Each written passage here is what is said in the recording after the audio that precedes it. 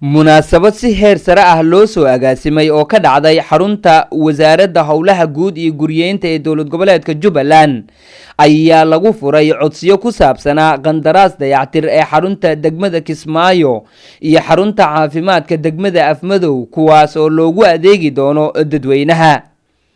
madasha xafladda ayaa waxaa goobjoog ka ahaa Ismaaciil Axmed Garas wasiirka wasaaradda howlaha guud iyo guryeynta dowlad goboleedka Jubbaland, agaasimaha guud Maxamed Sheekh Cali Maxamed Weli, gudoomiyaha degmada Kismaayo ahna duqa magaalada Cumar Cabdullaahi Maxamed Faraweyne iyo wakiilada shirkadaha ku tartamaya qandaraaska.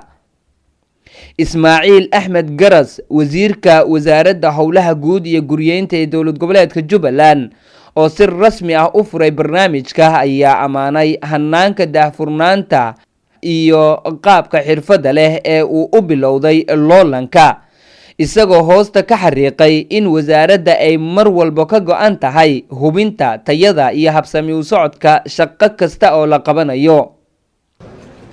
waxaan u malaynayaa meeshaan khudbad iyo kale oo haddan u soo fariistay ma jirto, inaan noo furo processkuna noo bilowdo, idiinna sheego requirementska la iska rabo oo qofka tartanka gelaya, kambaniga tartanka gelaya iyo shuruudaha laga rabo iyo say strict u yihiin. aniga buuggayga zero tolerance waaye corruption iyo musuqmaasuq.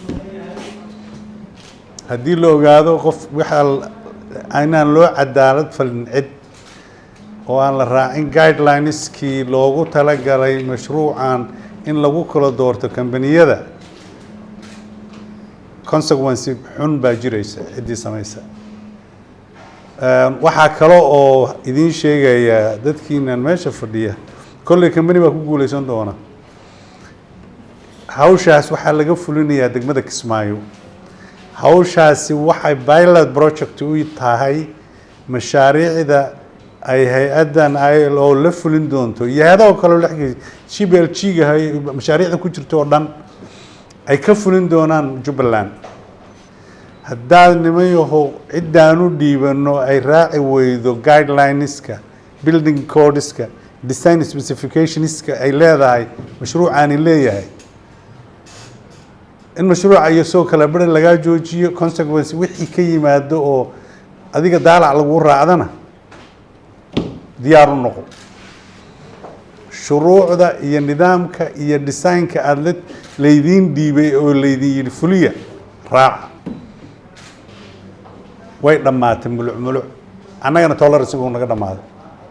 laakiin ma dhici doonto mashruuc infrastructure ilaahay muujid 2 mitir 2 mitir oo bacaad ah oo giant mu ahaado. ninkii qaata injineeradeedu amar bay qabaan, howlwadeennada wasaaraddu way qabaan, degmadan haddaan u sheegayaa ninkii raaci waayo isagaa khasaaro ku qabo waad ka joojinaysaa. waxa uu wasiirku carabka ku adkeeyay in dowladda Jubbaland gaar ahaan xafiiska wasaaradda ay si xoog leh ula dagaalamayso dhaqamada xunxun sida wax isdabamarinta. waxa uuna intaa raaciyay in wasaaraddu ay tallaabo sharciga waafaqsan ka qaadi doonto cid walba oo ka mid ah shirkadaha ee ku kacda falal habraacyada shaqada ka soo horjeeda. 2022 accountability hataa noogu bilowda, annagoo isla xisaabtamayna ha bilowdo oo nin walba ku talagelaysa haddaad qandaraas naga qaadato siduu yahay noogu fuli. khayr allah ku siiyo. asalaamu calaykum waraxmatullahi wabarakaatu. gudoomiyaha degmada Kismaayo ahna duqa magaalada Cumar Cabdullaahi Maxamed Faraweyne oo dhankiisa hadal kooban jeediyay ayaa bogaadiyay sida ay wax u socdaan. cadaalad baan laga filaysaan, haddii alla idmo cadaaladna waa helaysaan. wixii dheeraya ninkii noo xukumay baa jooga, wasiirkii ismaha iyo howlaha guud wasiirka u daraya kusoo dhawaasay. si kastaba wasaaradda ayaa u saari doonto guddi gaar ah oo ka shaqeeya hawsha qiimeynta iyo go'aan ka gaarista qandaraaslaha ku guuleysta tartankani sida goobta laga cadeeyay. Cabdullaahi Xuseen Kilas, telefishinka caalamiga Ariel, Kismaayo.